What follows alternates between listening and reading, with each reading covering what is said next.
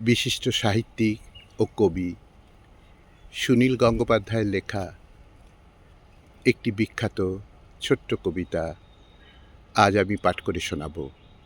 কবিতা একমাত্র বৃষ্টিই পারে। শুরু করছি। একমাত্র বৃষ্টিই পারে সব ধুয়ে দিতে। চুপচাপ হেঁটে যায়, গান গাইবার গলা ভাঙা, বুক চাপা অভিমান ঠিক কারুর বিরুদ্ধে নয়। তবু মনে হয় কেন ভুল হয়ে গেল ভালোবাসা, কেন ভুল বোঝাবুঝির এত জটিল অরণ্য। বৃষ্টিতে দেখা যায় না পৃথিবী, বৃষ্টি গড়ে তোলে নিজস্ব দেওয়াল, মুহূর্তে নিয়ে আসে নদীর পাড়ে ছুটে যাওয়া বালক বয়সী মুখ।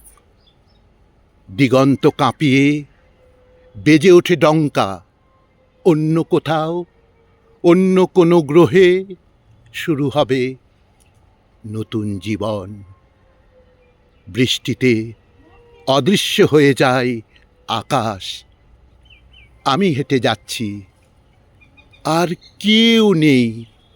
এ সময় আমি কান্না ঝরাতে পারি, কাঙালের মতো বুক খালি করে দিতে পারি। আমার সব ব্যর্থতা অঞ্জলি ভরে দিয়ে যেতে পারি নদীকে। বৃষ্টিই শুধু জানবে, কারুরকে বলবে না, কারুরকে না, কারুরকে বলবে না, কারুরকে না।